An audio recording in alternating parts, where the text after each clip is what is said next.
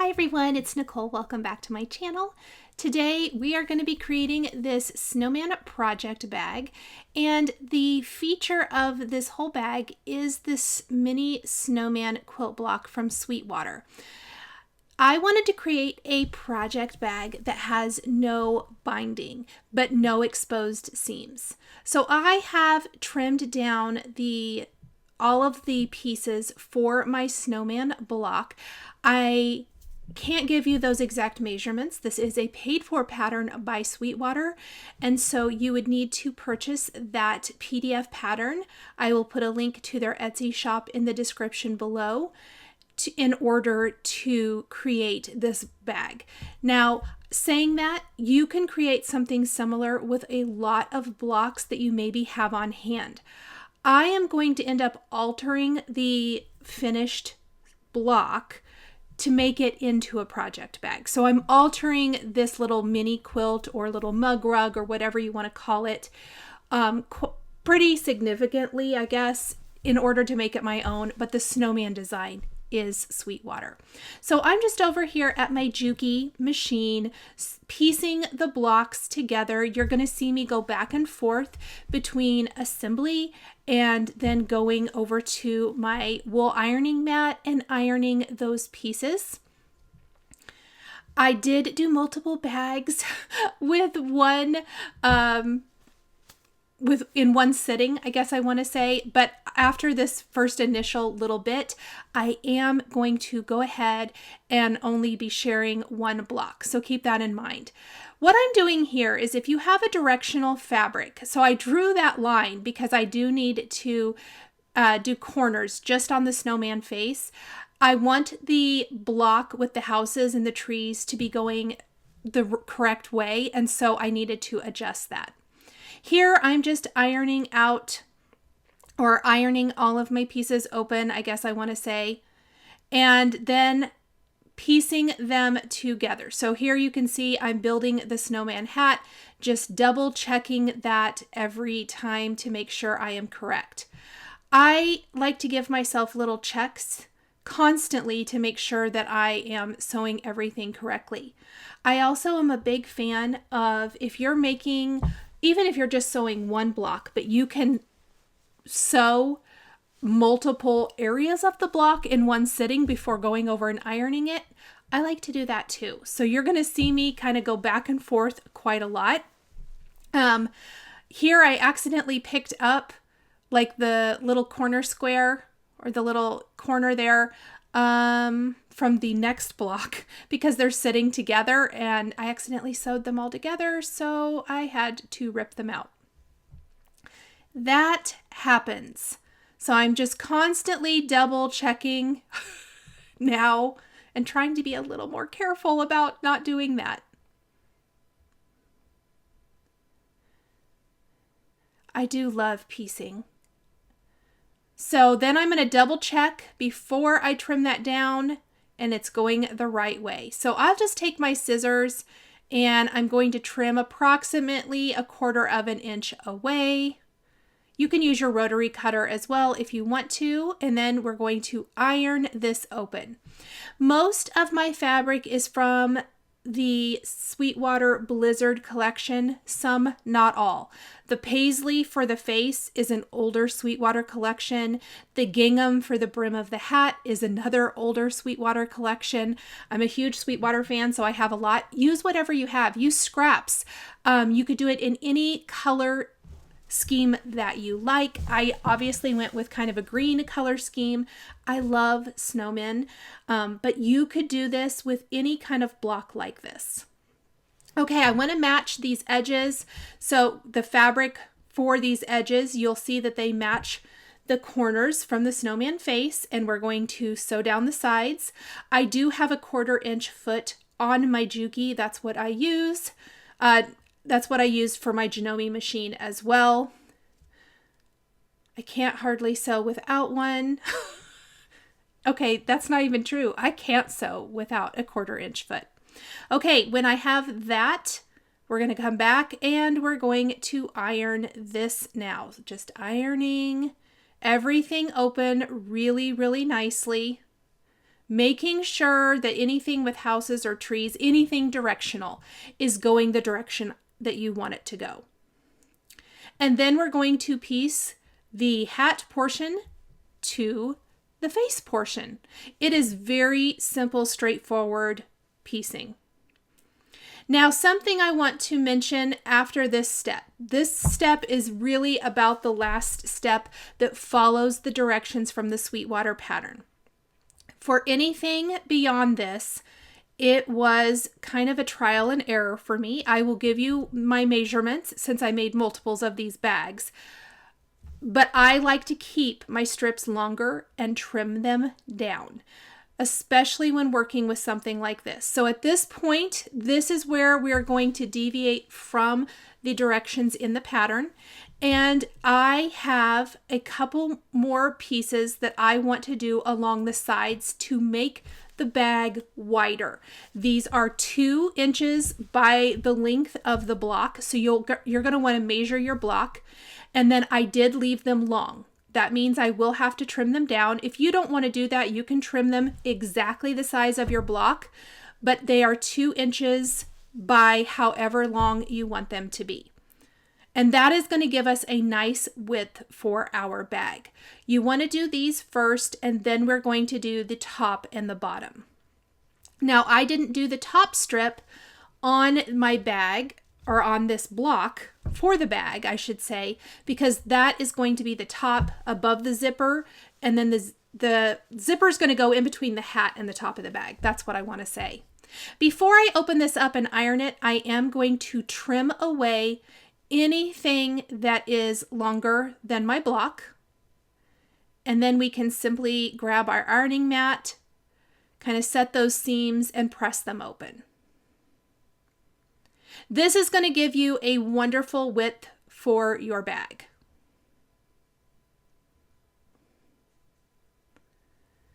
My goal here was to just make sure that a book, an 8.5 by 11 book or piece of paper, would fit without having to fold, and especially if you have a booklet or anything like that, you want it to fit.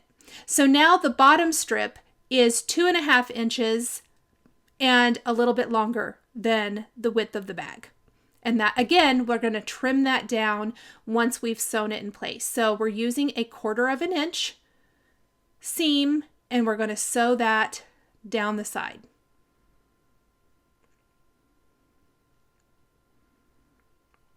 Perfect. And we're going to trim away the excess. It's not a ton. It just gives you that little, every block sometimes tends to be a little different, maybe in size. And I like having that little bit of leeway to work with. Okay, the front of our bag is ready now. We're ready for quilting. If you don't want to quilt it at this point, you can skip ahead, and I will have timestamps down below, and you can add your zipper. I love a little quilting for my bag. I'm going to do straight line quilting. I've got some warm and white batting here that I am going to open up. Now, because I don't want exposed seams, we're going to quilt that front pieced panel and the quilt batting together. That's it. I don't have backing fabric for the front of the bag. So I've cut it a little bit bigger than the front. I'm going to take some spray basting to help hold that in place, and we are going to just spray our batting and lay our fabric block on top. That looks good. And then I take my ruler and I'm going to draw temporary lines a 1/2 inch apart. I know that this was crazy pants as far as quilting. 1/2 inch quilting does take a little bit longer. I love teeny tiny quilting, so I did it. I figured I might as well. I'm here. If you like to do freeform quilting, go for it. If you have another kind of guide, go for it. I have tried all the different ways, and my favorite way is drawing the lines. It just is, for me, this is very comfortable. I feel like I get my best results when I do this. I am using an air erasable pen here. You can use a heat erasable pen, a water erasable pen.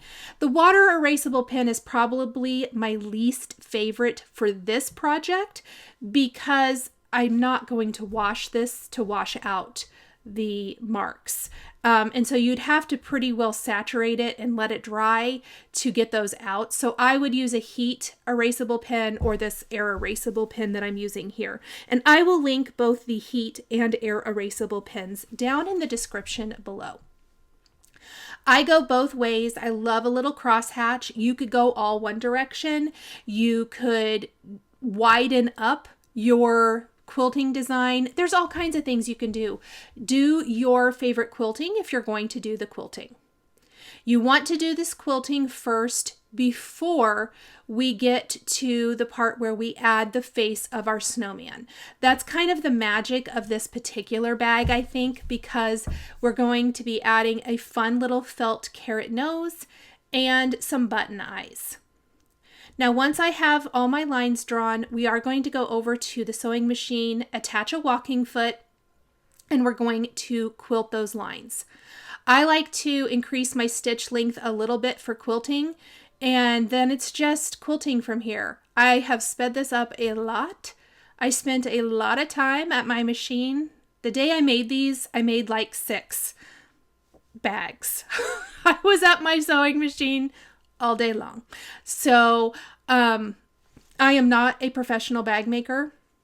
I made these for myself and as gifts and for some friends. So, you know, it probably takes me a little longer. Plus, like I said, the quilting I chose to do for these was a little bit more dense. And I like to go all one direction and then all the other direction. I love my Juki. It's super fast. It stitches beautifully. And I'm just buzzing through. And then we're going to switch and go the other direction. For the long ones, I usually switch direction of my fabric. And then as I get a lot of those in the center, the longest lengths done, then I just kind of finish out. It doesn't matter.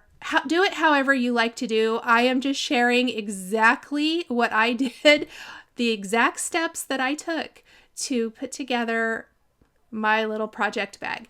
Now, I am going to tell you that the back of the project bag is going to be quilted as well. It's a little bit longer, and I am not going to be quilting that on camera because it's the same step, but I will show you that here in a minute. To make the carrot nose, there is a template in the pattern for the snowman. I trimmed it out, and what I'm going to do is I'm trimming a little piece of lightweight fusible interfacing to place on the back of my 100% wool felt. I prefer 100% wool felt. You probably wouldn't have to use the interfacing if you don't want to. I love the interfacing to give a little body and just to kind of keep that nose shape. But if you don't have it, that's okay. And then I am simply going to trace the nose onto the felt and cut it out with my scissors. And I try to get as many as I can from one little piece of felt as possible, so it's right up next to the edge. Doesn't have to be perfect. In fact, I think it's almost cuter if it's not. And I have all my little noses ready to go. I needed a couple of extras for all the bags I was making. I'm going to pin it in place so it doesn't shift and move. And you have a few options when it comes to stitching on the nose. You could straight stitch it right on, just go, trace around it with your sewing machine. You could hand stitch it on with a whip stitch or blanket stitch. I am taking it to my Janome machine, which does specialty stitches. I had to move out to the kitchen. I don't use this sewing machine as much anymore, but I did want to do the blanket stitch with my sewing machine. And so I am blanket stitching or kind of doing a nice embroidery stitch for the nose onto my bag. And I did choose to use a contrasting thread.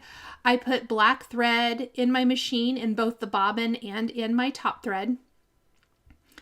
You could also use the same color of thread if you don't want it to be quite as bold. And I'm going to go all the way around as careful as I can.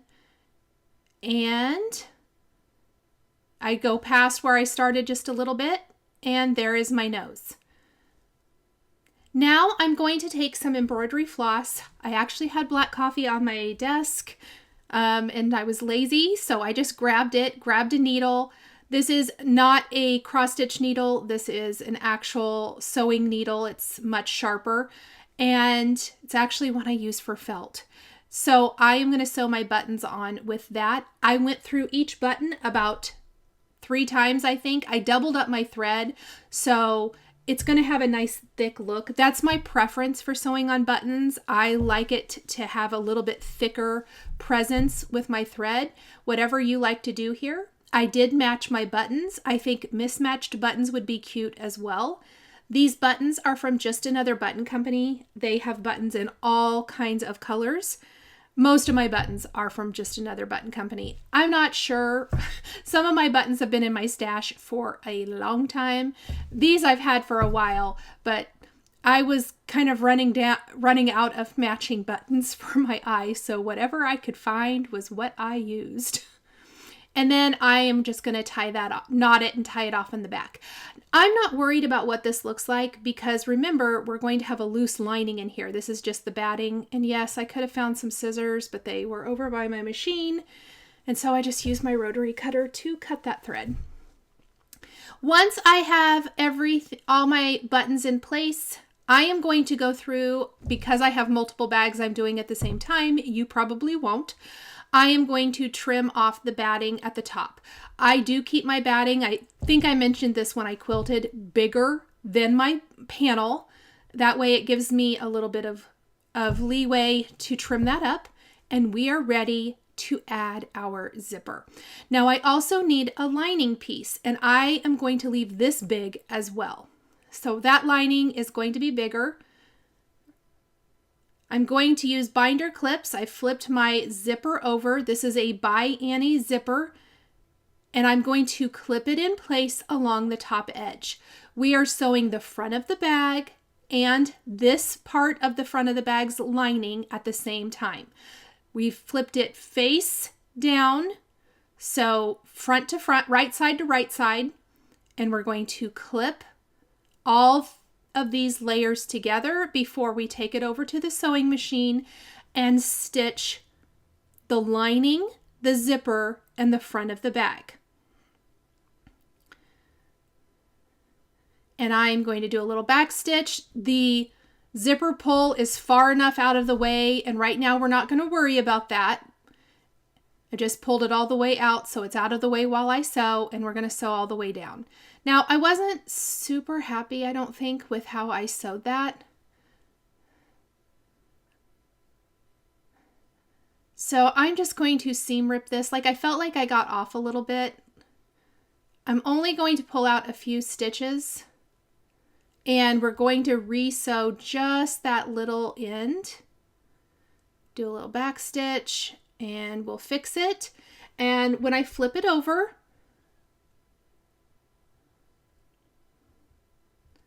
there it is. So now I'm going to do a quick press, pressing my front down, pulling my lining. It's way too long, but that's fine, and it's big. And I'm going to pull it away.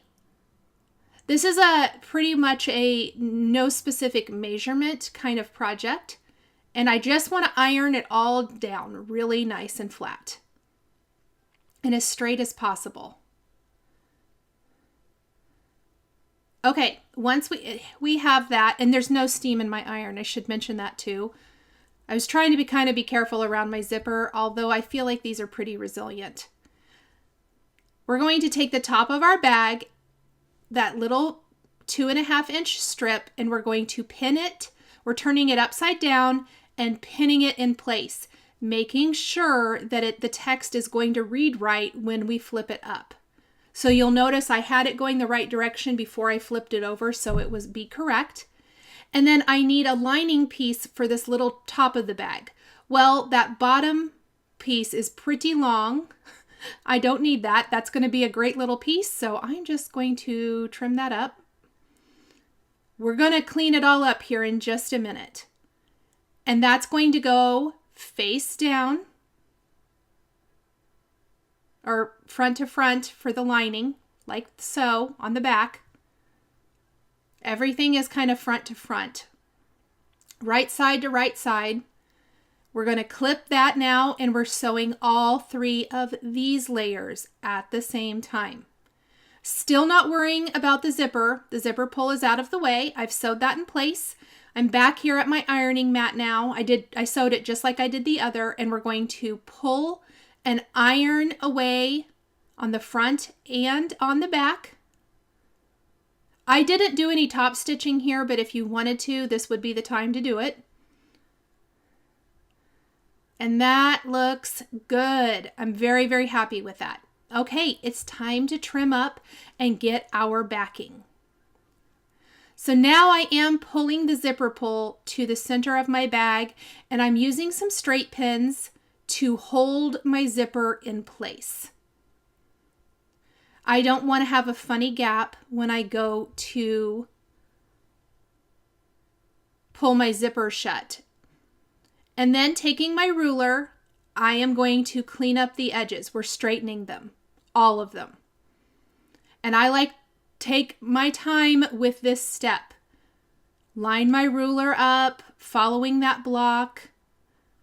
If you cut off your zipper pull, your zipper will be useless. You will be super mad at yourself. So don't forget to pull your zipper pull to the center of your bag.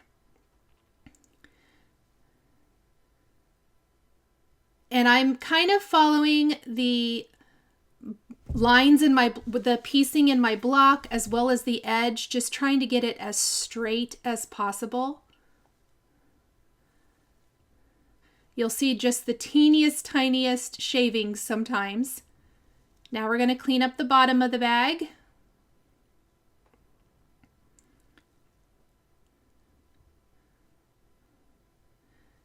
And the top. Now the top is kind of a booger to cut because of the zipper. Or can be. So I may have to work on this a little bit. In fact, I know I did as I sewed these.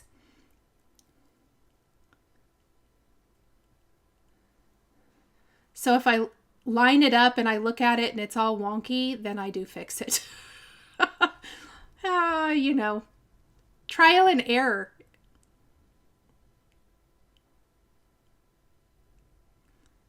And I'm following all my little grid lines, looking to see where's has it gone wrong. One way and then the other. One way or the other, we're going to get it, right? Okay. I really like leaving this in so you can see how sometimes things go well. I ended up using the grid lines on my mat, which is what I should have done in the first place. Don't yell at me for having the rotary cutter come towards me. It was just for that tiny little bit. And I needed to fix something. Now I have my backing fabric and another piece of batting.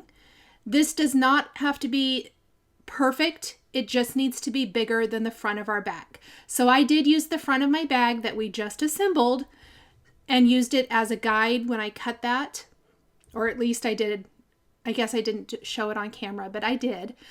Just so it's a little bit bigger, we're going to spray baste our backing fabric to our batting.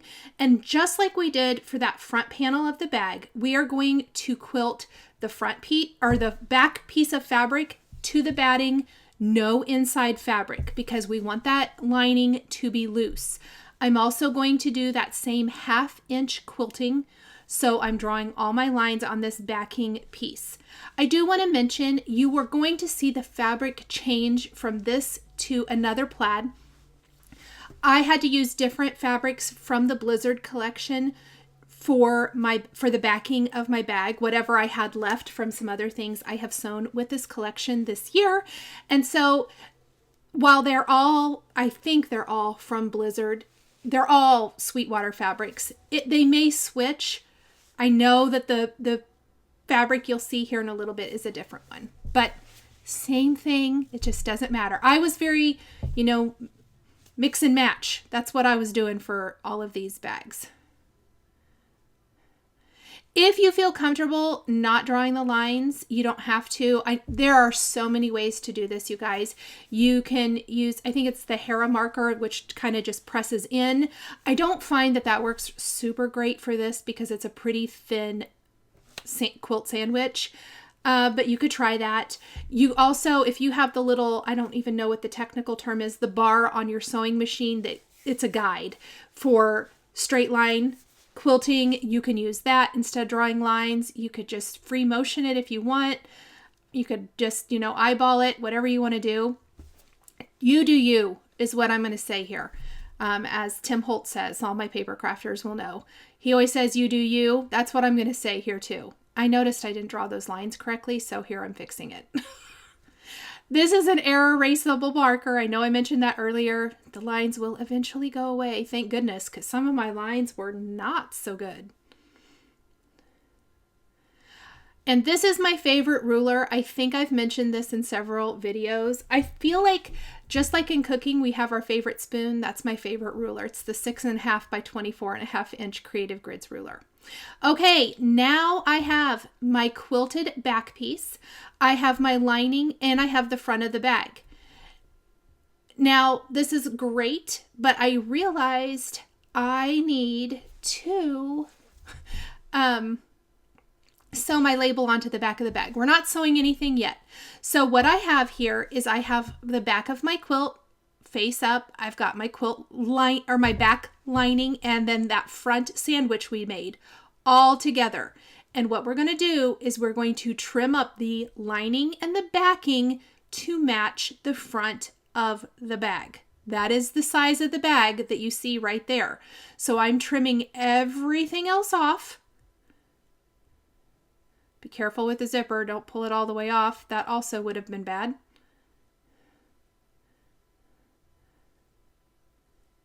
And now everything is equal. So once we have this, I am going to take the back quilted portion of my bag and we are going to do a little iron-on label. I love the Sweetwater labels. They're a little iron-on label, and I do run it over to the sewing machine and I just do a little straight stitch all the way around. That's my preferred way to do these. You could just iron it on and call it good. But here I'm over back at my Juki, sewing that on. I think it's just a fun little touch. And these are personalized labels I order from Sweetwater. Not an ad, I just love Sweetwater everything, obviously. Okay, we have our lining fabrics front to front. We have our backing and the front of our bag front to front. So backing fabric, face right sides together, front and back of the bag right sides together, and we're going to bind or use our Clover Wonder clips only at the top right now. Everything else is going to be done over at our sewing machine as far as sewing goes. So once I have this clipped, we're only going to sew that top seam to begin with. So let's run over to, I like to just clip it down here to hold it together. I am back over at my Juki. We're going to do a 1/4 inch seam again, and we're going to sew all the way down the top to get all of our layers together. All right, now we're going to pull them apart and we are going to sew the front of our bag together first. So it's a little funny, but we want to line up the bottom of the front and the back of the bag. And I'm going to put my clover clips all the way down the bottom, and we're going to do the same thing, but just for the front and back of the bag. And we're going to sew 1/4 inch straight down. That means our sides are open and the lining is still open. Now we're going to take our lining right sides together and we are going to clip this. Now this is where we need to leave a pretty nice opening so that we can turn our bag right side out. I leave about 3 to 4 inches. Back stitch at the front and at the end so that we're not tearing that. Back stitch again at the front and the end, like so. Great. Our sides are still open. We want to lay all of it down together again. And now we're going to just clip down the sides. I like to clip it. You probably wouldn't have to, but I'm just going to clip it. I'm double checking my zipper to make sure nothing bad has happened here. It hasn't come loose because now we're sewing our sides shut.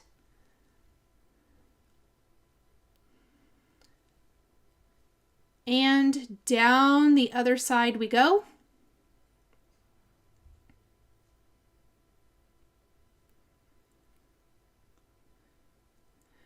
And then we sew down the sides. So I like to back stitch at the beginning.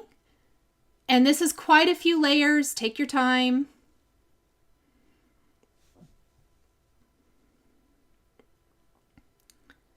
We're going to sew all the way down the side. And back stitch when you get to the end. And let's sew down the other side.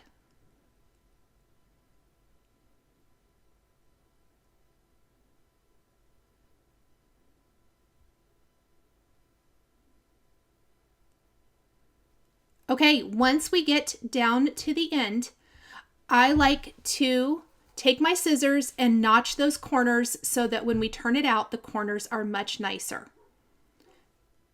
Then through that opening in the lining, we are going to turn our bag right side out. Take your time with this. It's a pretty small opening. Remember, you have pins where your zipper is. I poked myself, it hurt. Try not to do that. And just gently work your bag right side out. You don't want to rip anything or tear anything. When you get to this point, that zipper was halfway open, remove your 3 pins. I use 3 pins. And that's looking pretty good. And then we can turn our bag all the way right side out. Now, because this is sewn down the sides, it can be a little tricky to work all those corners. I have this nice little prim point turner. And I love it. I'm just going to work my finger into the corner first, and then I gently work out that corner with my point turner, getting it as crisp as possible. And I have my hand through that hole in the bottom of the lining of the bag.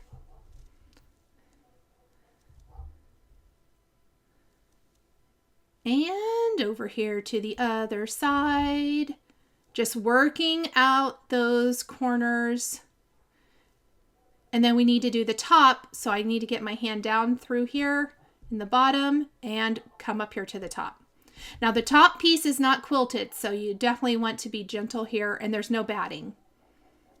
You don't really need it. And there's the corners for the top of the bag. Okay, now I'm going to kind of pull it back out because now that we have our corners, I need to fold in where I've left the opening. And I like to kind of fold those in with my fingers, and then you can use wonder clips, you can use straight pins like I'm doing here, and pin your bag together. And then I take it over to the machine and stitch it. And I didn't show you that because it's just stitching. You can hand stitch it if you want, but it's down in the bottom of the bag, and I feel like it doesn't matter. Now we have our pressing mat, and I like to give the bag a really good press. I want to make sure all of my seams are nice and out. This right here, this step makes your bag. Just pressing all of those seams.